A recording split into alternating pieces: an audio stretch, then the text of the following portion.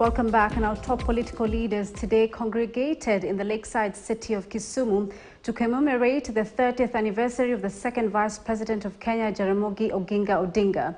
The memorial service was held at ACK Cathedral in Milimani, and later on the main function held at Ofafa Memorial Hall.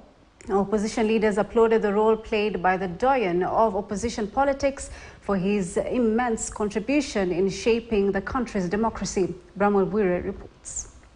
Kisumu City was a beehive of activities today as leaders from different regions convened here to mark 30 years since the first Vice President, Mzee Jaramogi Oginga Odinga, died.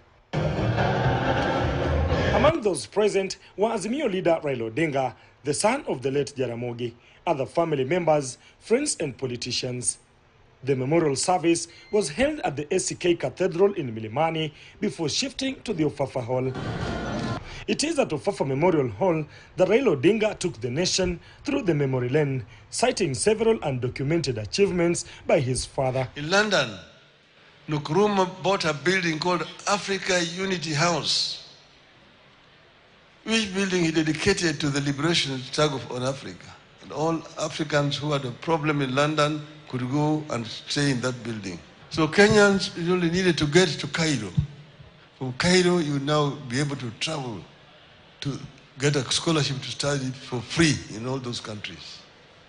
Through that program, 5,000 Kenyans managed to study in the university.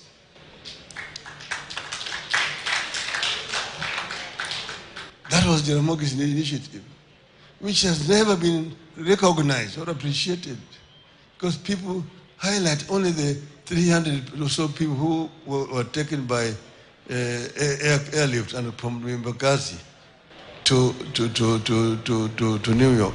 Jaramogi, who led the so-called Young Turks in agitating for multi-party democracy, played a key role in the second liberation. Today, the then Young Turks were here to remember Mzee Jaramogi. And I think those virtues of Jaramogi are important for us today.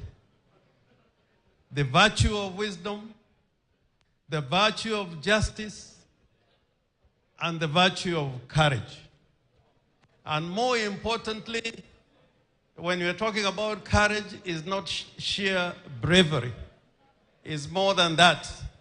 I believe deep down in my heart that we can live and relaunch the nationalist credentials that Jaramogi and others lived.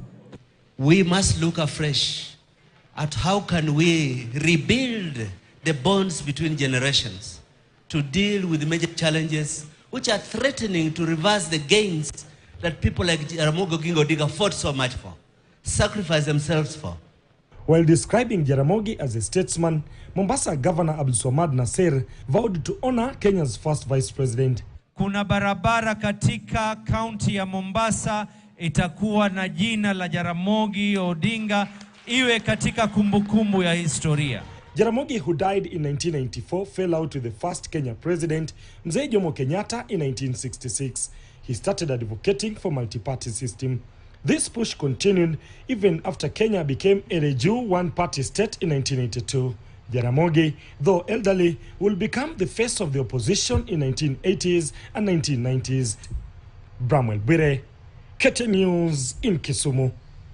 Police in Keyo South, Elgeyo Marakwet County are investigating circumstances under which government textbooks meant for